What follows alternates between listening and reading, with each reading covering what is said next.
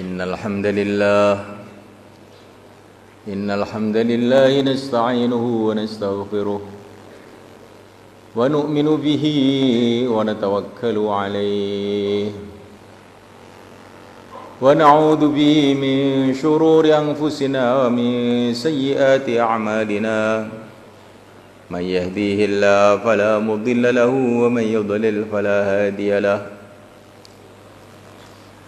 أشهد أن لا إله إلا الله وحده لا شريك له وأشهد أن سيدنا ومولانا محمدا عبده ورسوله اللهم صل وسلم وبارك عليه وعلى آله وأصحابه والتابعين لهم إلى يوم القيامة أما بعد.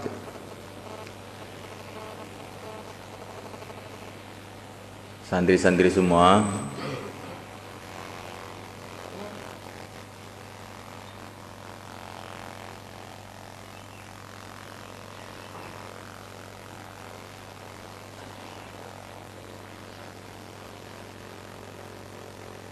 semua duduk dulu.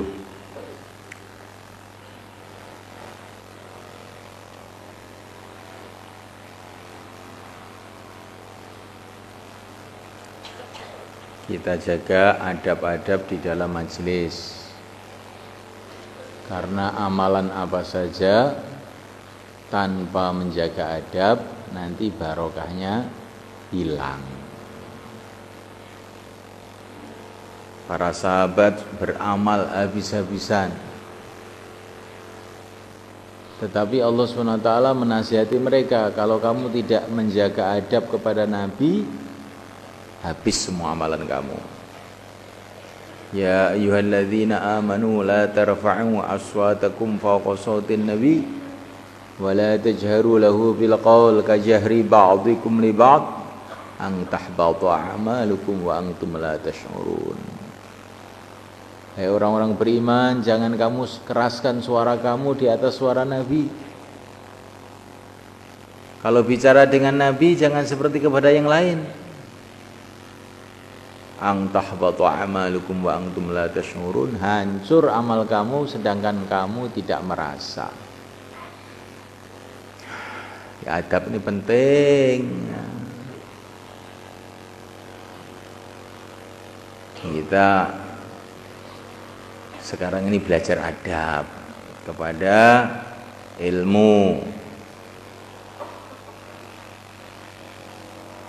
kepada para ulama. Ini bagian dari adab kepada Nabi. Karena ilmu yang kita pelajari ini ilmu dari Nabi. Nah, nanti di rumah adab kepada orang tua, adab kepada keluarga. Supaya keluarga kita ini barokah, kita jaga adab.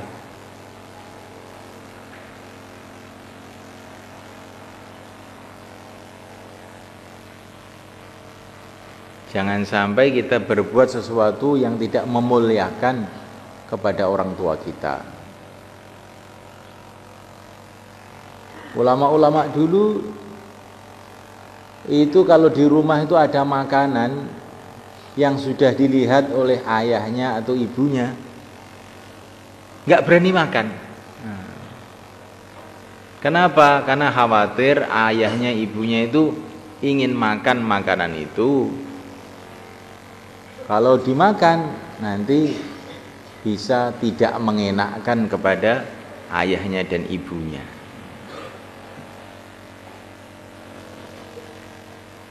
Kalau kita punya adab kepada orang tua, nanti insya Allah rumah kita ini kan barokah. Al-akhul akbar bimangzilatil ab, saudara tua, kakak, laki-laki maupun kakak perempuan, bimangzilatil ab, kedudukannya seperti ayah. Kakak perempuan kedudukannya seperti ibu. Maka kita harus jaga adab kepada mereka supaya keluarga kita ini barokah. Insyaallah. Begitu juga menjaga adab kepada adik-adik kita.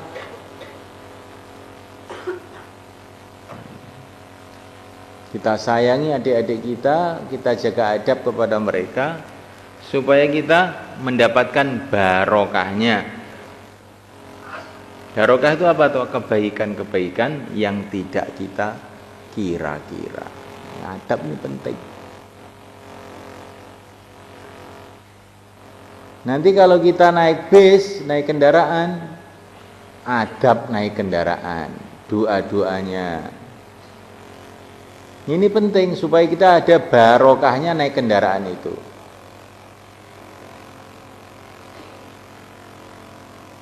Banyak orang dapat hidayah karena naik kendaraan. Di situ ada orang-orang soleh, akhirnya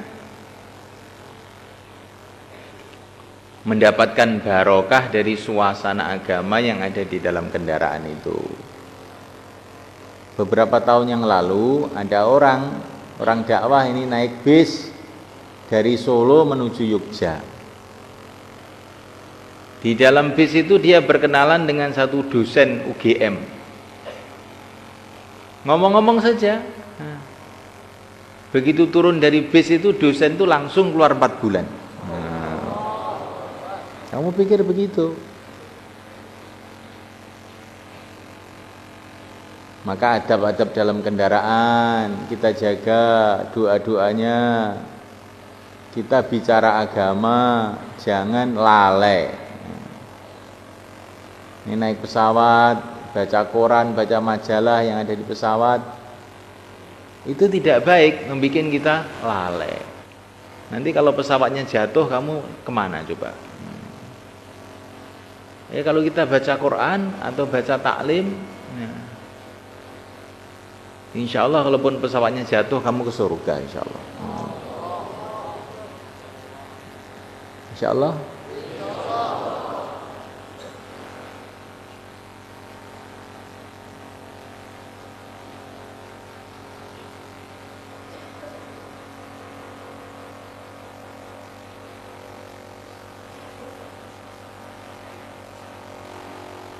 Doa-doa kendaraan itu dihafalkan betul, ya, dan dibaca.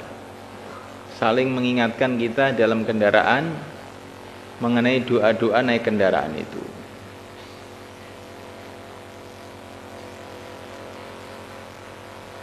Subhanalladzi sakhkhara lana hadza wa ma kunna lahu muqrinin wa inna ila rabbina lamunqalibun. Ayatnya bagaimana? Bismillahirrahmanirrahim mursaha. Terus inna rabbi laghafurur rahim. Itu kata kiai saya, Kiai Muhajir rahimahullah. Kalau orang kok naik kendaraan baca bismillahirrahmanirrahim mursaha, nanti mengguling perasaannya kayak di air aja.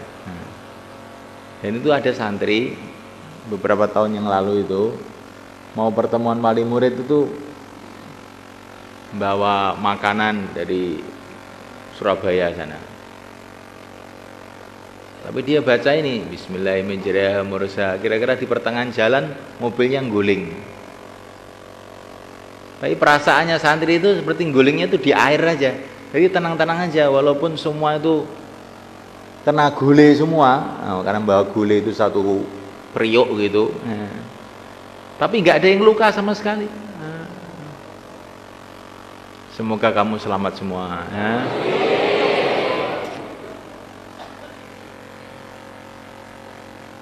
Di doa-doa itu dibaca ayat kursi, dibaca ya. Pokoknya dalam perjalanan itu banyak doa. Dan kalau bicara agama. Di mana saja. Nanti kalau turun kendaraan pakai doanya Nabi Nuh itu. Rabbi anzilni munzalam mubaraka wa anta khairul munzilin. Rabbi anzilni munzalam mubaraka wa anta khairul munzilin. Supaya turun kita di tempat itu, di kampung kita, di kota kita itu barokah. Seperti turunnya Sunan Ampel ke Jawa. Nah, akhirnya jadi asbab hidayah. Kamu nanti turun di Irian, turun di Wakatobi, turun di Aceh, turun di Momere, turun di mana? Rabbi anzilni munzalan mubaraka wa anta khairul munzilin. Ya Allah, datang saya di kampung ini ya Allah, datang barokah.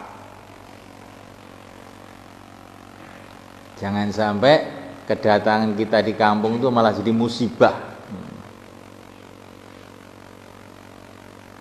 Kita datang ke kampung itu, kemudian amalan-amalan rumah kita hidup, kemudian masjid kita jadi makmur, kemudian orang-orang kampung situ pada suka dengan agama, pada ngaji, pada pesantren. Nah itu namanya datang kita barokah. Tapi kalau kita datang ke rumah, hari pertama sholat subuhnya terlambat. Nah, hari kedua terawihnya separuh. Hari ketiga nggak tahu, semoga selamat ini. Ya. Ini namanya datangnya tidak barokah. Insyaallah